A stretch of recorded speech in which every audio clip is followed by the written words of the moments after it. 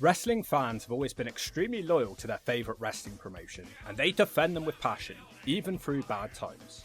The Hawk was the same once upon a time. My promotion was TNA, and I thought it was just so much better than anything WWE was putting out there at the time.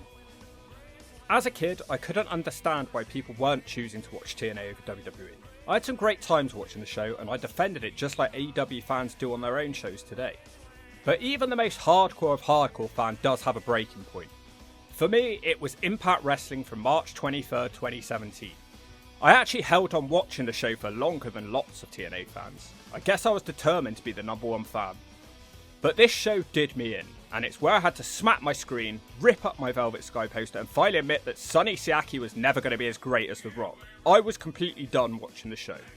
It's funny, I can clearly remember parts of this show because it anchored me so much at the time. So I thought this would be the perfect contender for the How Bad Can It Be belt. Smack yourself one until it's felt. It's a winner stays on show where we search for the worst wrestling episode of all time. Last time out, I reviewed an NXT show which had zero wrestling. I asked you guys to let me know if it should count or if it should be disqualified. After a lot of soul searching, I've decided to DQ that show. The reason being is that it's more of a game show under a wrestling banner. You could pick out any of those NXT shows and call them bad. So from now on, it's just mainstream wrestling only. Now, a lot had been happening in TNA land up to the months leading up to this show, and none of it was good. The company was going through numerous mergers, takeovers, and behind-the-scenes power struggles.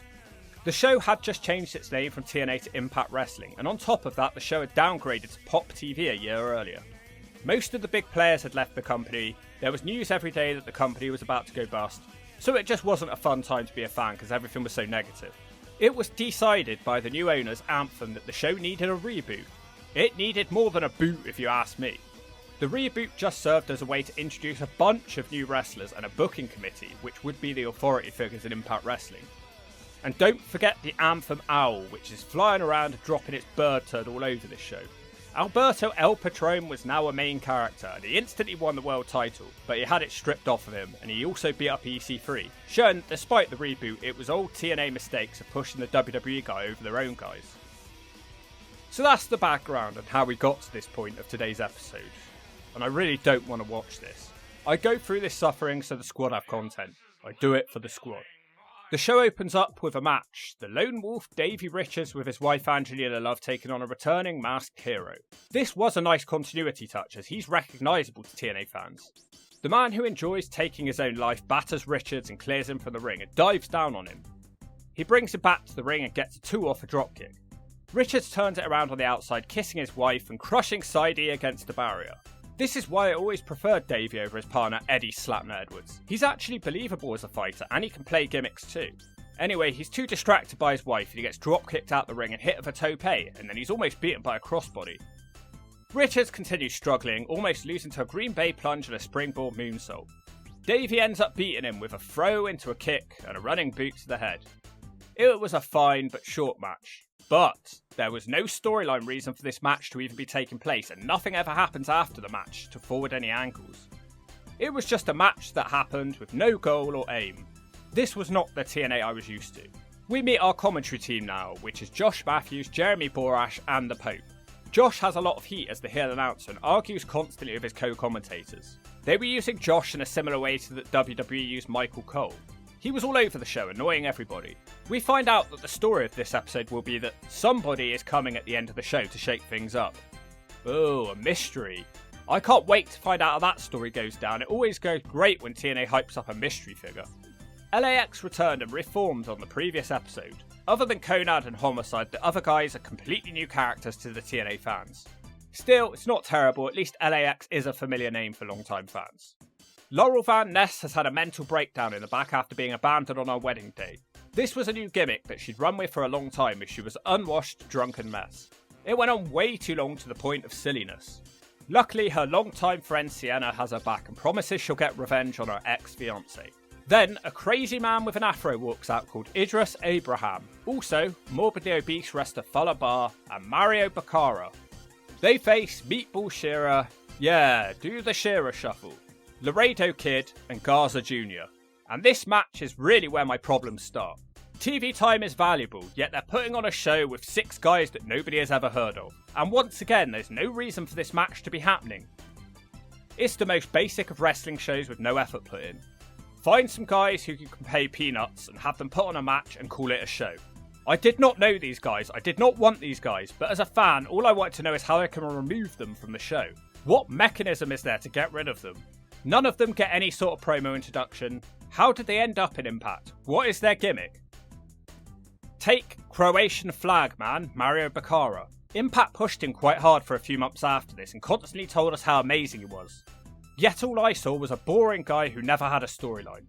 I was never given a reason to care about him. Garza Jr. would go on to have a good career in the WWE, but to be honest, you only need to watch a few minutes of this match and you know he's the only one with star qualities. Impact completely wasted him too. So I'm forced to watch a long match between 6 wrestlers that I don't know with no reason for it to be happening. So what was the point? This is the first match where you notice that the budget has been slashed. The arena looks empty and dark, the wrestlers are no names from the indies, the production seems worse, and Shearer wins the match for some reason. A push of this guy was never going to keep me tuning in, but they were just determined to keep shoving this guy down our throats for years. 2 matches down, and not a storyline in sight. The Decay make their way out for the 3rd match. They thought they'd won the tag titles when the Hardy Boys teleported out of TNA and somehow turned into the Decay with the belts, but this did not count as an official belt change. The Decay had been one of the few shining lights left on this show. Abyss was a TNA mainstay, whilst Crazy Steve and Rosemary had both wrestled there for a number of years and had highly developed characters. They were involved in some of the only interesting parts of the show around this time, and they were one of the only reasons I was still watching. Then, this happened. The Decay lose to a random team of Mohawk dudes who scream "Oi, oi, oi" between every move. And I'm not exaggerating, it's every move. Lucky customers who got it early. You also got Bound for Glory 2000 there. Keep going to a limousine. Very well said, JB. Very well said, JB. Oh, nice. Coming up next, and look at that! Huge Fisherman Buster.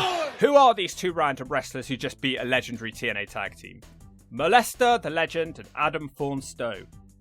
The crowd are in silence apart from the occasional scream of "shut up" in response to all the oi oi ois. I was so depressed and all my feelings of sadness are coming back watching this now. It's yet another unknown couple of wrestlers taking up time on the show. No interviews, no reason for the match to be happening, and they're winning for some reason. Oi oi oi, are we looking at a future TNA Tag Team Champions? No, they of course went on to do nothing of note in this company. For some reason, I directly linked these 2 guys to the downfall of my interest in the show. I know it isn't actually their fault, but I just remember them the most out of the crop of new wrestlers who joined the company at this time. Now Bruce Pritchard interviews Bobby Lashley. Bruce would have quite a large role on the show as a management figure at this time. He was swami and spoke for way too long whenever he was on the show. It's actually surprising that Lashley is still on the show at this point. Eli Drake makes his way out with Tyrus the Virus. Cody Rhodes makes his way into the building and he fights Moose, who's supposed to be facing Eli Drake. He hits the crossroads on the ramp, so no match will take place, which is a shame because Moose vs Eli Drake would be the only match on the show so far which I'd actually want to watch. At least the Cody attack on Moose is a storyline, but Cody kept disappearing off to Japan, so this storyline lost momentum. Konad and his new LAX group make their way out. They're having a match, and once again, it's Santana and Ortiz who are 2 new guys who have no proper introduction to the company other than their association with Konad. They take on James Storm and Bram, who are doing a failing gimmick faction, the Death Crew Council. The new LAX are really good wrestlers with fun, flashy moves. But who are these guys, and why should we care? It's the best match of the night, but it's the same old story, with the DCT faction being buried and made to look incompetent. And by the way, James Storm takes the loss. A former TNA World Champion loses to some new unestablished guys. Way to piss TNA fans off more. I was such a massive Cowboy James Storm fan, and this was pretty much the point that I threw in the towel in his career. He had been booked like garbage for years, but I always had hope. This was the point the hope evaporated. Bruce Pritchard again interviews Bobby Lashley for what feels like forever. They mostly talk about MMA. It has nothing to do with TNA. It goes on for an entire 7 minutes uninterrupted with no rhyme or reason. He isn't feuding with anyone and this isn't to set up anything, so it's a giant waste of time and makes the show feel lifeless. The interview ends with Lashley saying he likes everybody that he wrestles, and then moments later he contradicts himself and says he hates everyone that gets in the ring with him. I like everybody that I wrestle, and yes, I do hate everybody that gets in the ring with me.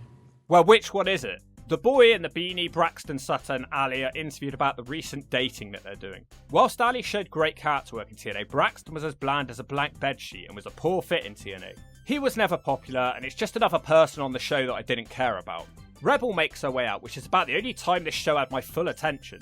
Her entrance is very long, and I'm not actually complaining. She randomly takes on one dirty bitch ODB. At this point, her gimmick hadn't changed for a decade, and it's getting tiring. It's funny watching Rebel dominate and power her bigger opponent around.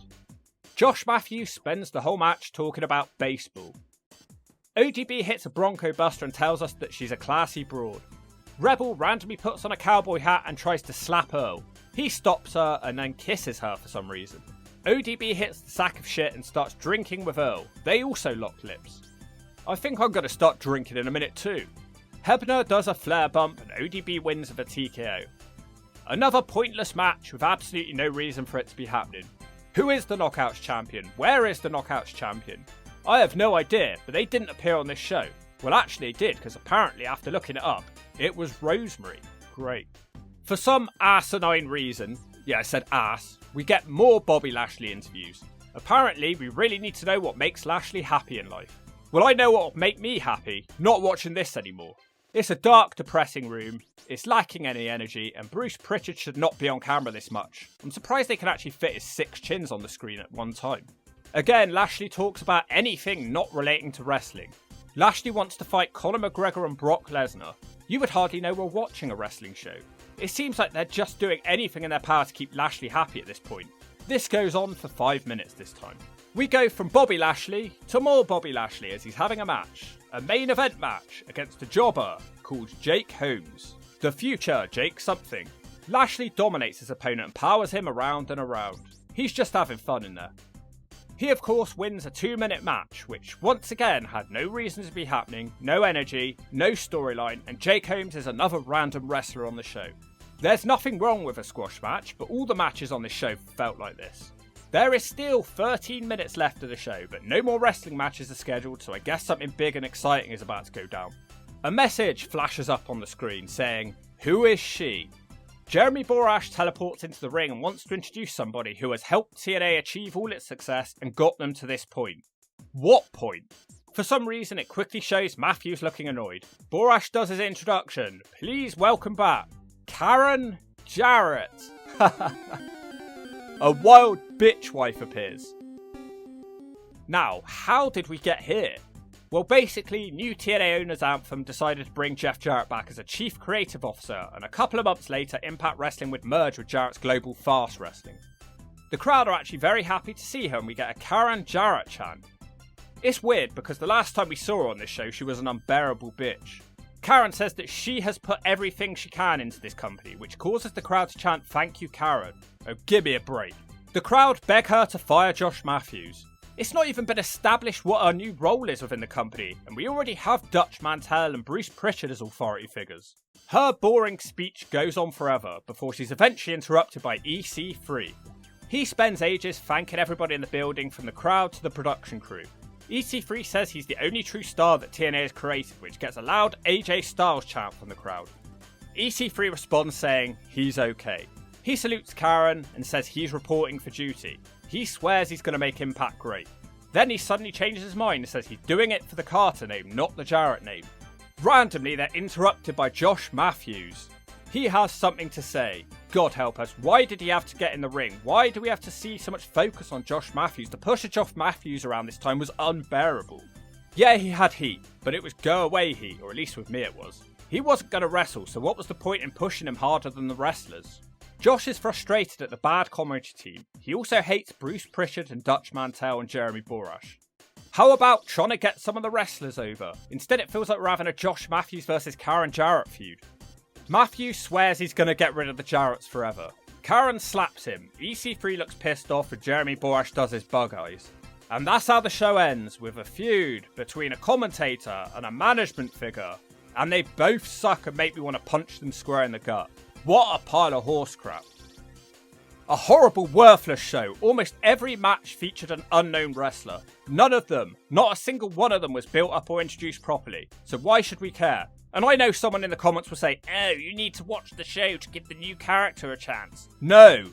On no other TV show would the entire cast of characters change overnight and expect the viewers to care still. They hardly bother to introduce them. You see, they used to throw garbage at us, but pretty soon Impact's gonna be throwing all their money at us. No storylines at all apart from an authority figure feud. TNA legends losing matches to unestablished wrestlers.